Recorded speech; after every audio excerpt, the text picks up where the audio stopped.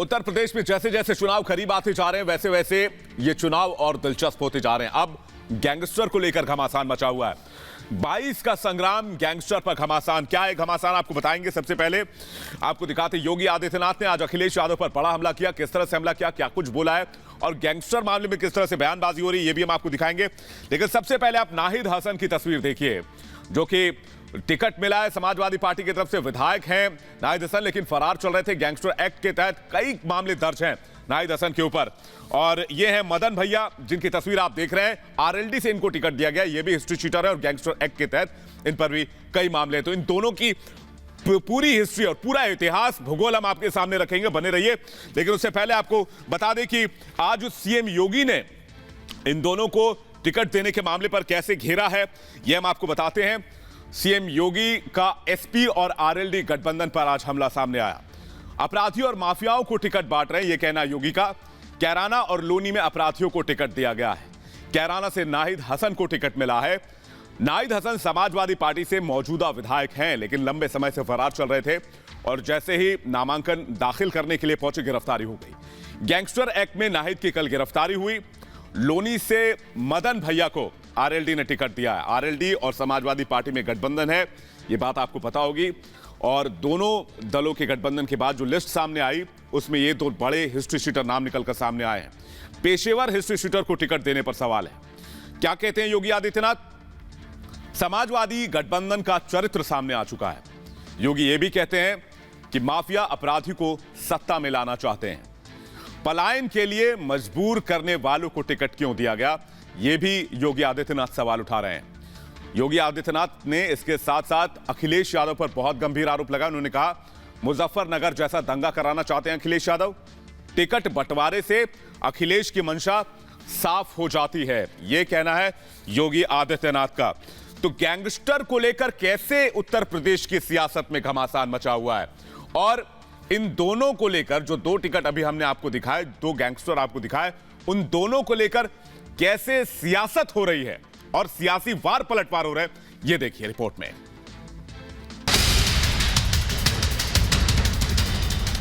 कैराना में हिंदू व्यापारियों के पलायन के लिए जिम्मेदार लोगों को टिकट देना इस समाजवादी पार्टी और गठबंधन के चरित्र को उजागर कर देता है।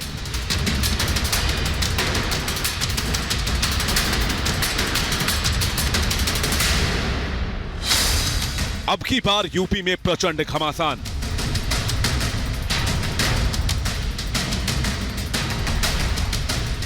बाईस का संग्राम गैंगस्टर पर घमासान।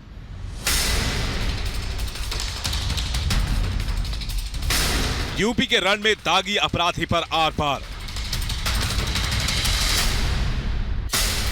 बैकफुट पर अखिलेश, योगी का सीधा वार।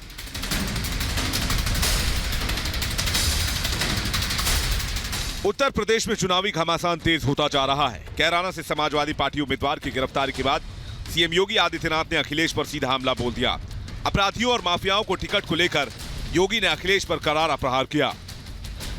कैराना में हिंदू व्यापारियों के पलायन के लिए जिम्मेदार लोगों को टिकट देना, मुजफ्फरनगर के दंगाइयों को टिकट देना, बुलंदशहर और अन्य लोनी में हिस्ट्री सीटर को, पेशेवर हिस्ट्री सीटर को और अपराधियों को टिकट देना इस समाजवादी पार्टी और गठबंधन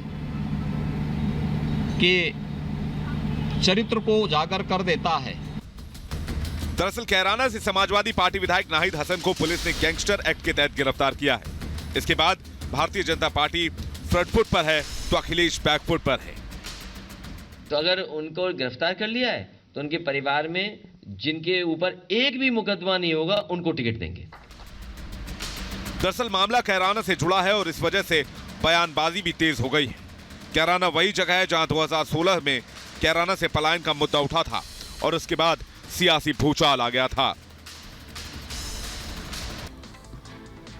जिन दो नेताओं की बात हो रही है, उनके क्राइम का इतिहास, भूगोल भी आपके सामने रख देते हैं। आइए नजर डालते हैं जल्दी से। सबसे पहले नाहिद हसन की बात करेंगे। कैराना से समाजवादी पार्टी विधायक हैं। गैंगस्टर एक्ट में 11 महीने से फरार चल रहे थे। यूपी पुलिस ने कल गिरफ्तार कर लिया। 14 दिन की न्यायिक हिरासत में इनको भेज दिया गया और अब जनवरी 2020 में भी गिरफ्तारी हुई थी, ऐसी भी खबर मिली। धोखाधड़ी मामले में गिरफ्तारी हुई थी। 15 से ज्यादा आपराधिक मामले नाहिद हसन साहब पर दर्ज है। 2016 में कैराना कांड में भी इनका नाम आया था। गैंगरेप पीड़ित परिवार को धमकाने का भी इनके ऊपर आरोप है। एसडीओ पर जानलेवा हमले का गंभीर आरोप है। कैराना से एसपी ने फिर उम्मीदवार, समाजवादी पार्टी ने फिर उम्मीदवार बना दिया है। पहली लिस्ट में ही नाहिद हसन का नाम शामिल है। गिरफ्तारी से पहले नामांकन करने के लिए पहुंचे, लेकिन जैसे ही नामांकन करने के लिए पहुंचे इनकी गिरफ्तारी हो गई। अब जल्दी से मदन भैया के बारे में भी जान लीजिए, जिनको आरएलडी से टिकट दिया गया है। इन पर 10 से ज्यादा मामले दर्ज हैं। गैंगस्टर केस में आरोपी हैं। बागपत में जानलेवा हमले का आरोप है। 4 मामले कोर्ट में इस वक्त ट्रायल पर चल रहे हैं। खेकड़ा सीट से 4 बार के विधायक हैं। परिसीमन के बाद लोनी सीट बनी और आरएलडी के टिकट पर अब चुनाव लड़ने की तैयारी कर रहे हैं। तो ये आपने देखा कि जिन दो नेताओं का इतिहास हमने आपके सामने रखा है, इन दोनों को टिकट दिया गया और इसी पर पूरा घमासान मचा हुआ है। लेकिन आपको हम तस्वीर दिखाते हैं। 8 नवंबर 2021 की तस्वीर है, जब कैराना में पहुंचे थे योगी आदित्यनाथ और उन परिवारों से मिले जो परिवार यहां से चले गए थे या निकल गए थे। उन परिवारों से मुलाकात की, बातचीत की और यह भी कहा कि ये लोग अपने पूर्वजों की भूमि पर रहें, यहां की विरासत को संरक्षण देने और व्यापारिक और औद्योगिक माहौल बढ़ाने के लिए उत्तर प्रदेश की सरकार हर संभव मदद करेगी और अपराधियों के प्रति जीरो टॉलरेंस की जो नीति है वो लगातार जारी रहेगी। ये उन्होंने कहा था। तो क्या है जीरो टॉलरेंस, इस पर भी जल्दी से नजर डालते हैं। जिस जीरो टॉलरेंस की बात करते हैं योगी आदित्यनाथ, अपराधियों के खिलाफ जीरो टॉलरेंस की नीति है। इस नीति के तहत काम करना योगी सरकार का लक्ष्य है। अपराधियों पर कार्रवाई करने वाले अधिकारी का विरोध क्यों? अखिलेश ऐसे अधिकारियों का विरोध करते हैं। उनके गुंडे, माफिया अराजकता नहीं कर पा रहे हैं। कानून सबके लिए समान है। समाजवादी पार्टी की संवेदना अपराधियों और आतंकियों के साथ है, यह कहना है योगी आदित्यनाथ का। अधिकारी कार्रवाई करते हैं तो समाजवादी पार्टी शोर मचाती है। अधिकारी किसी पार्टी का नहीं होता, वो कानून का रखवाला होता है, यह कहना है योगी आदित्यनाथ का। और अब एक और बड़ी खबर, उत्तर प्रदेश के ही यूपी की जो सियासी लड़ाई है वो दंगाइयों तक आ चुकी है। आज 2 बड़े नेता आमने सामने हो गए इसी दंगाई के मुद्दे को लेकर। एक तरफ अनुराग ठाकुर जो बीजेपी के बड़े चेहरे माने जाते हैं और एक तरफ समाजवादी पार्टी के मुखिया अखिलेश यादव। क्या कुछ हुआ आपको विस्तार से बताएंगे, लेकिन सबसे पहले आप देखिए अनुराग ठाकुर जो कि आज असीम अरुण, एक नया नाम सामने आया जो कि कानपुर के पूर्व पुलिस कमिश्नर हैं, उन मामले को लेकर अखिलेश यादव और अनुराग ठाकुर आमने सामने हुए। पूरी कहानी आपको बताएंगे, लेकिन आपको दिखाते हैं कि आज ये तस्वीर आपको दिखा रहे हैं। ये है असीम अरुण, जो तस्वीर आप इस वक्त देख रहे हैं। एक बार दिखाइए तस्वीर। आज असीम अरुण को स्वतंत्र देव सिंह ने और अनुराग ठाकुर ने बीजेपी में शामिल किया। असीम अरुण कानपुर के पूर्व पुलिस कमिश्नर हैं। कौन है, कैसे बीजेपी में आए और इनका लक्ष्य क्या है, पार्टी में शामिल होने के बाद अब आगे क्या करना चाहते हैं, ये तमाम बातें आपको जानकारी देंगे। लेकिन सबसे पहले जानते हैं कौन है असीम अरुण, इस पर एक नजर डालते हैं।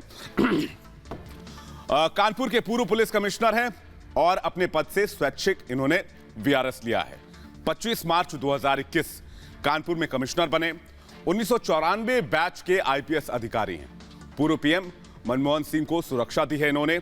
एसपीजी क्लोज प्रोटेक्शन टीम के हेड भी रहे हैं। एनएसजी और सीबीआई में भी अपनी सेवाएं दे चुके हैं। सॉट टीम के गठन में अहम योगदान दिया इन्होंने। आतंकी सैफुल्ला एनकाउंटर में काफी चर्चा में रहे। एटीएस कमांडो के साथ आतंकी को घेरा। यूपी के बदायूं के रहने वाले असीम, पिता भी तेज तर्रार आईपीएस अधिकारी रह चुके हैं। यानी कि बीजेपी की कोशिश यह है कि साफ छवि वाले ऐसे लोगों को प्रमोट किया जाए, लेकिन अखिलेश यादव को लग रहा है कि पुलिस के साथ बीजेपी के पहले साठगांठ रही। अखिलेश यादव ने कैसे बीजेपी पर हमला बोला, इस मामले को लेकर दिखाएंगे, लेकिन उससे पहले ये स्टोरी देखिए।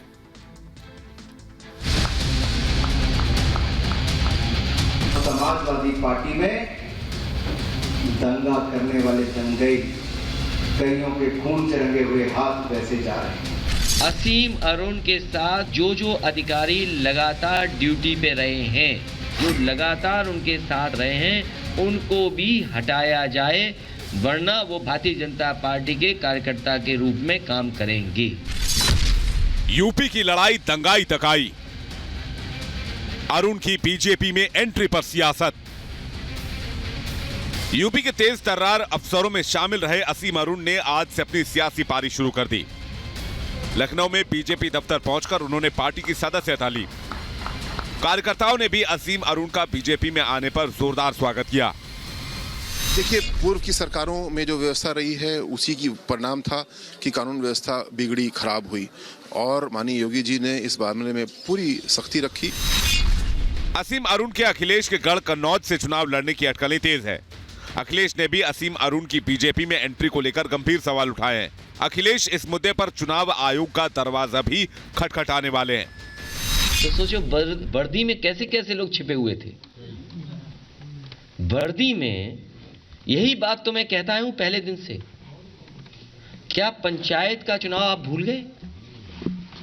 पंचायत का चुनाव जब हुआ था उत्तर प्रदेश में, मैंने कहा था कि भारतीय जनता पार्टी के लिए जिलाधिकारी और पुलिस कप्तान मिलकर के चुनाव लड़ रहे हैं। इस मौके पर केंद्रीय मंत्री अनुराग ठाकुर ने असीम की बीजेपी में एंट्री को लेकर समाजवादी पार्टी को अपने ही अंदाज में घेरा। सपा के समाजवाद का असली खेल या तो प्रत्याशी को जेल या फिर बेल। और आप नाहिद हसन को देखेंगे, जो उनका प्रत्याशी नंबर 1 है समाजवादी पार्टी का, वो जेल में है। उनका दूसरा एमएलए अब्दुल आजम वो बेल पर है। तो अनुराग ठाकुर जिस अब्दुल्ला आजम की बात कर रहे हैं, अब थोड़ी चर्चा अब्दुल्ला आजम की कर लेते हैं, जिस पर अनुराग ठाकुर हमला बोल रहे थे। ये तस्वीरें देखिए, अब्दुल्ला आजम जब जमानत पर बाहर आए और जमानत पर बाहर आकर अब समाजवादी पार्टी से चुनाव लड़ने की तैयारी कर रहे हैं, लेकिन जेल से बाहर आने के बाद योगी सरकार को निशाने पर लिया। क्या कुछ कहा, ये सुनते हैं। मेरे बेगुनाह वालिद को फर्जी मुकदमों में फांसकर एक बीमार इंसान को 2 साल से जेल में बंद किया हुआ है। मैं बस एक बात कहूंगा आखिर में, स्मार्ट को जुल्म भी खत्म होगा, जालिम भी तख्त से हटेगा। और अब आजम खान की तस्वीर आपको दिखाते हैं। आजम खान के बेटे हैं अब्दुल्ला आजम, लेकिन आजम खान और अब्दुल्ला आजम दोनों के ऊपर काफी मुकदमे दर्ज हैं, काफी गंभीर मामले भी दर्ज हैं। ये तस्वीर देखिए आजम खान की। हालांकि आजम खान फिलहाल सीतापुर जेल में बंद हैं और उन पर कई तरह के केस चल रहे हैं। लेकिन आइए आपको बताते हैं इन दोनों के बारे में। सबसे पहले अब्दुल्ला आजम के बारे में कि किस तरह से इनके ऊपर कितने केस हैं और क्या क्या केस हैं। सबसे पहले अब्दुल्ला आजम की बात करेंगे। ये देखिए अब्दुल्ला आजम, 43 मामले दर्ज हैं। आप अंदाजा लगाइए कि किस तरह के मामले इनके ऊपर चल रहे हैं कि 43 केस दर्ज हैं। सभी मामलों में बेलेबल ये मामले हैं जो मामले दर्ज किए गए हैं। 688 दिन के बाद रिहाई हुई है। 26 फरवरी 2020 को सरेंडर किया था क्योंकि पुलिस लंबे समय से तलाश रही थी। इन्होंने अपनी मां के साथ जाकर सरेंडर किया। रामपुर कोर्ट में जाकर अब्दुल्ला आजम ने सरेंडर किया। रामपुर से सीतापुर जेल इनको फिर ट्रांसफर कर दिया गया और सीतापुर जेल में ही आजम खान बंद है। अब आजम खान की बात करते हैं। 80 से ज्यादा केस हैं आजम खान के ऊपर और अभी आजम खान सीतापुर जेल में बंद है। करीब 23 महीने से जेल में बंद है और कुछ मामले तो ऐसे हैं जिनमें बेल भी संभव नहीं है। दिसंबर 2020 में पत्नी को रिहा कर दिया गया था। लेकिन आज अखिलेश यादव अपना कुनबा लगातार बढ़ाने की कोशिश कर रहे हैं। तो ये अखिलेश के 2 नेताओं के बारे में हमने आपको बताई।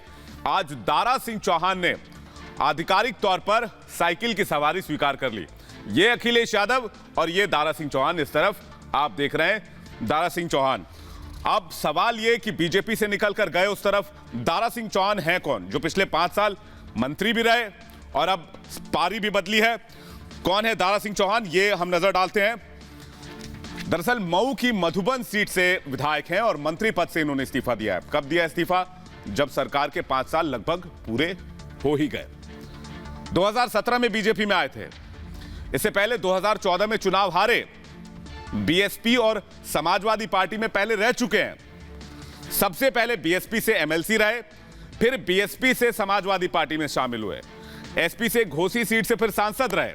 उसके बाद जब 2017 में मोदी लहर चल रही थी तो 2017 में वो बीजेपी में शामिल हो गए और अब एक बार फिर से उन्होंने पाला बदला है और बीजेपी से समाजवादी पार्टी में शामिल हो गए हैं, जो तस्वीर हमने अभी आपको दिखाई। लेकिन दारा सिंह ने कहा क्या? आखिर इतनी पारियां जो दारा सिंह बदलते हैं और आज जब समाजवादी पार्टी में शामिल हुए उसके बाद क्या कुछ कहा, यह आपको सुनवाते हैं। इलेक्शन कमीशन का चरणबद्ध तरीके से मतदान करने का जो समय निर्धारित है, मैं तो कहता पूरे प्रदेश के लोग, सभी लोग, पिछड़ा, दलित, तगड़ा, हर समाज के लोग, नौजवान, किसान, अगर आज बस चल जाए, इलेक्शन कमीशन कर दे आज मोहर लगाने के लिए, तो कल उत्तर प्रदेश का मुख्यमंत्री अखिलेश यादव को भारी मुंह से बना के दिखाने का काम करेगा। हालांकि अखिलेश यादव भी काफी उत्साहित नजर आ रहे हैं इन नेताओं के पार्टी में आने से, लेकिन इन नेताओं के आने से फायदा कितना होगा ये देखने वाली बात होगी, क्योंकि ये पब्लिक है, ये सब जानती है। अखिलेश यादव क्या कह रहे हैं ये भी सुन लिए। समाजवादी पार्टी में शामिल हो रहे जो मंत्री थे, वन विभाग को देख रहे थे, आज पुनः समाजवादी पार्टी में आप शामिल होने आदरणीय दारा सिंह चौहान जी का मैं बहुत बहुत स्वागत करता हूं, बहुत बहुत बधाई देता हूं। साथ ही साथ उनके बड़ी संख्या में लोग आए हैं, साथ ही साथ उनके साथ बड़ी संख्या में लोगों को आना था। और बीजेपी इस तरफ अपनी तैयारियों में लगातार लगी हुई है। बीजेपी अब आगे की सीटों पर मंथन करने की तैयारी कर रही है। आपको पता होगा 107 सीटों पर उम्मीदवार घोषित किए जा चुके हैं, लेकिन अब दिल्ली में एक बार फिर से मंथन की तैयारी है। योगी आदित्यनाथ दिल्ली आ रहे हैं, उत्तर प्रदेश में बाकी बचे सीटों पर मंथन की तैयारी है। बीजेपी का प्लान यूपी क्या है, इस पर अब जल्दी से नजर डाल लेते हैं। क्या है योगी आदित्यनाथ की आगे की रणनीति?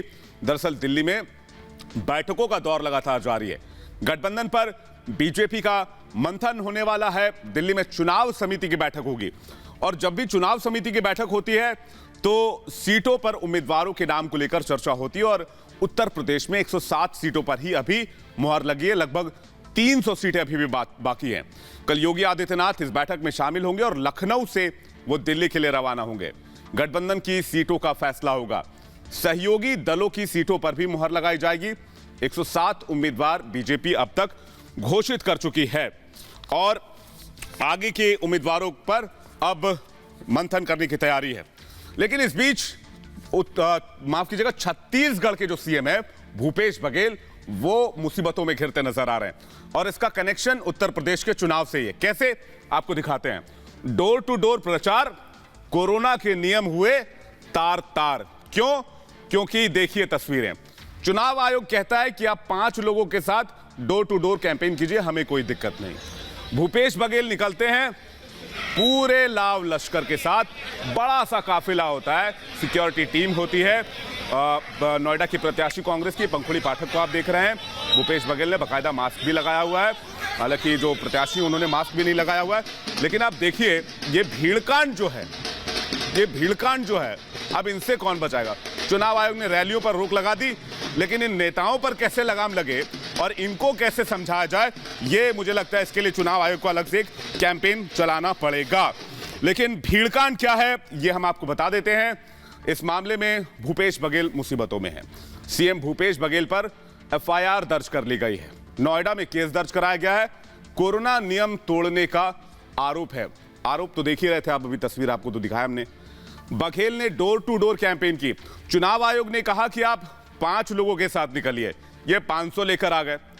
प्रत्याशी के समर्थन में प्रचार करने के लिए निकले थे, लेकिन बिना इजाजत कैंपेन करने का आरोप लगा है। कांग्रेस कार्यकर्ताओं पर भी केस दर्ज किया गया है। तो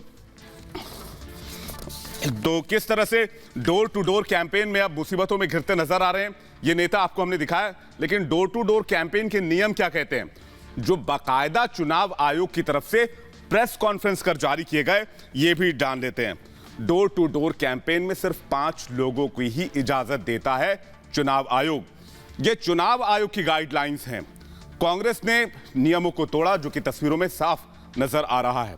कैंपेन में सैकड़ों लोग नजर आए। देखिए एक बार फिर से तस्वीरें आपको दिखा रहे हैं, माफ कीजिएगा। तो चुनाव आयोग की गाइडलाइंस है कि 5 के से ज्यादा आप नहीं रख सकते, क्योंकि कोरोना फैल रहा है, हम सभी जानते हैं, और सर्दी जुकाम का भी मौसम है। बिना मास्क के नजर आए कई कार्यकर्ता इन तस्वीरों में। भूपेश बघेल ने बाकायदा प्रचार किया, पंखुड़ी पाठक के समर्थन में कैंपेन चलाया जा रहा था, लेकिन कोरोना नियमों को तार तार कर दिया गया। ये इकलौते नहीं हैं, ऐसे कई हैं। आइए आपको दिखाते हैं कुछ दिन पहले की तस्वीर। मुश्किल से 4 दिन बीते हैं जब इस तस्वीर को हमने देखा था। समाजवादी पार्टी का कार्यालय, हजारों की संख्या में लोग मौजूद हैं, कार्यक्रम चल रहा है, बड़े बड़े नेताओं को समाजवादी पार्टी में शामिल कराया जा रहा है, लेकिन नियमों की धज्जियां उड़ाई जा रही है। बीजेपी नेता ब्रजेश पाठक ने क्या कुछ कहा इस मामले पर, आइए आपको सुनवाते हैं।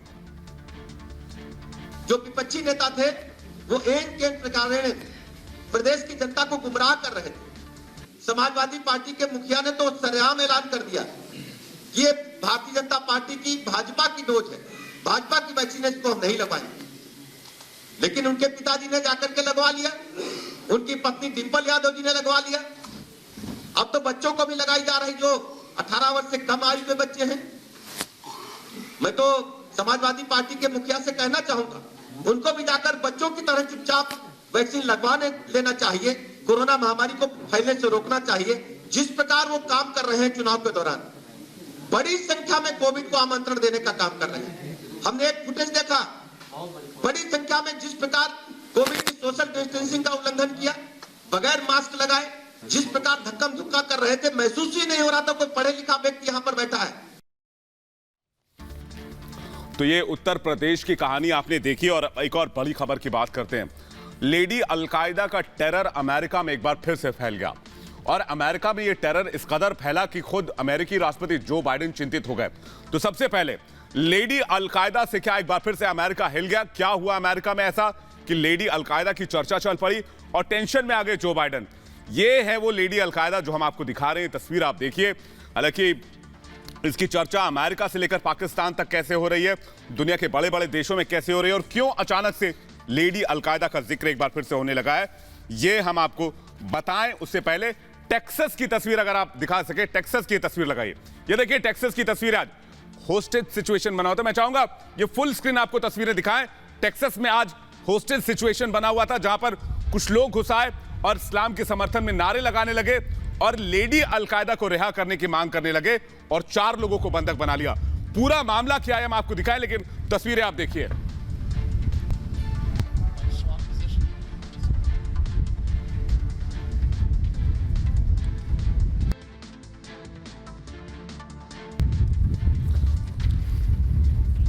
तो तस्वीरें आपने देखी टेक्सास की तस्वीर, जहां पर FBI से लेकर अमेरिकी टेक्सास की पुलिस हर कोई वहां पर पहुंच गया, क्योंकि सख्ते में थे लोग और एक एक घटना की जानकारी जो है, एक घटना की जो जानकारी है वो अमेरिकी राष्ट्रपति तक पहुंचाई जा रही थी। यहां जो कुछ हो रहा था इसकी जानकारी पहुंचाई जा रही थी। मामला क्या है पूरा, इस पर नजर डालते हैं। कैसे अमेरिका टेंशन में आ गया लेडी अलकायदा की वजह से। लेडी अलकायदा के लिए प्लान बनाया गया था और टेक्सास में आतंकियों ने इस प्लान को अंजाम दिया। दरअसल आतंकियों ने एक यहूदी मंदिर को निशाना बनाया और उस पर हमला बोल दिया। धार्मिक स्थल पर कार्यक्रम था, फेसबुक पर इसका लाइव स्ट्रीमिंग भी जाना था। तभी बंदूक के साथ शख्स इसमें घुस आया मंदिर में और इस्लाम से जुड़े वो नारे लगा रहा था। वहां मौजूद 4 लोगों को उसने बंधक बना लिया और आफिया यानी कि लेडी अलकायदा को रिहा करने की मांग जोर जोर से चिल्लाने लगा। खुद को वो आफिया का भाई बता रहा था, बार बार अपना नाम पुकार रहा था और कह रहा था वो लेडी अलकायदा का भाई है और फौरन अमेरिकी सरकार जो बाइडेन इस लेडी अलकायदा को रिहा करे। फौरन जैसी इसकी खबर मिली स्थानीय पुलिस मौके पर पहुंची और चूंकि मामला आतंकियों के साथ जुड़ रहा था, इसलिए फेडरल एजेंसी का आना जरूरी हो गया था। और इसके बाद एंट्री हुई FBI की, और FBI के साथ साथ दूसरी जो सेंट्रल एजेंसियां हैं वो भी इस इलाके में पहुंच गई। और फौरन जैसे ही पता चला कि अंदर होस्टेज सिचुएशन है और जो आतंकी घुसा उसके हाथ में खतरनाक हथियार है, आसपास के इलाके को खाली कराया गया। 12 घंटे तक, अंदाजा लगाइए 12 घंटे तक तनाव की स्थिति रही और आखिर में हमलावर को ढेर कर दिया गया। और इन 12 घंटे तक एक एक फोन कॉल, एक एक जानकारी, एक एक अपडेट सीधा व्हाइट हाउस में पहुंचाई जा रही थी। जो बाइडेन पल पल का अपडेट ले रहे थे। इसके बाद खबर आई कि आखिर में आतंकी को ढेर कर दिया गया है और सभी बंधकों को वहां से सुरक्षित निकाल लिया गया है। इसके बाद टेक्सास के गवर्नर ने क्या कुछ कहा, यह हम आपको जल्दी से दिखा देते हैं। टेक्सास के गवर्नर क्या ट्वीट करते हैं। प्रार्थना सुन ली गई है। यह टेक्सास के गवर्नर हैं ग्रेग एबॉट। सभी बंधक जीवित भी हैं और सुरक्षित भी हैं, ये लिखते हैं ग्रेग एबॉट। और ये साफ तौर पर कह रहे हैं कि जो होस्टेज सिचुएशन बनी थी उसे सुलझा लिया गया है। सबसे पहले आपको दिखाते हैं कि आखिर वहां हुआ क्या, और आपको यह भी बताते हैं कि कैसे इस सिचुएशन के बाद एजेंसियों ने मोर्चा संभाला।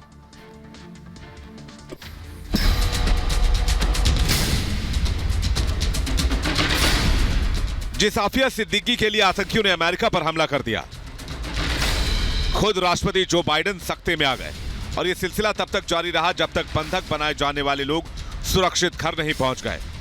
राष्ट्रपति बाइडेन पल पल का अपडेट ले रहे थे। जब तक एजेंसियों ने आतंकियों को ढेर नहीं कर दिया, तब तक बाइडेन ने चैन की सांस नहीं ली। जिस आफिया सिद्दीकी को छुड़ाने के लिए आतंकियों ने इतनी बड़ी साजिश की, उसे लेडी अलकायदा के नाम से जाना जाता है। फिलहाल तो ये लेडी अलकायदा अमेरिका की जेल में कैद है, लेकिन एक समय में उसने FBI की नाक में दम कर दिया था। अलकायदा की सरगना आफिया कितनी खूंखार है, इसका अंदाजा इसी बात से लगाया जा सकता है कि उसने जेल में रहते हुए एक FBI अधिकारी को मारने की साजिश रच डाली। दरअसल 2003 में पहली बार आफिया का नाम पता चलने के बाद उसे अफगानिस्तान में गिरफ्तार कर लिया गया था। जेल में रहते हुए उसने अमेरिकी अधिकारियों को मारने की प्लानिंग की। इसका पता चलते ही आफिया को अमेरिका की जेल में भेज दिया गया था। फिलहाल आफिया अमेरिका की जेल में 86 साल की सजा काट रही हैं, लेकिन उसके नुमाइंदे उसे छुड़ाने के लिए कोई ना कोई प्लानिंग करते ही रहते हैं। लेडी अलकायदा के कद का आकलन इस बात से किया जा सकता है कि एक रिपोर्ट में दावा किया गया कि पाकिस्तान में ओसामा के खात्मे के बाद पाकिस्तान और अमेरिका के बीच एक डील हुई थी, जिसमें पाकिस्तान ने डॉक्टर शकील अहमद के बदले आफिया सिद्दीकी को वापस लौटाने की मांग की थी। डॉक्टर शकील अहमद ने ही अलकायदा के ओसामा बिन लादेन को मारने में अमेरिकी खुफिया एजेंसियों की मदद की थी। तो ये है वो लेडी अलकायदा जिसका हम जिक्र कर रहे हैं, जिसके लिए इस पूरी वारदात को अंजाम दिया गया, आतंकी वारदात को। और आफिया सिद्दीकी इनका नाम है, लेकिन इन्हें लेडी अलकायदा के नाम से जाना जाता है।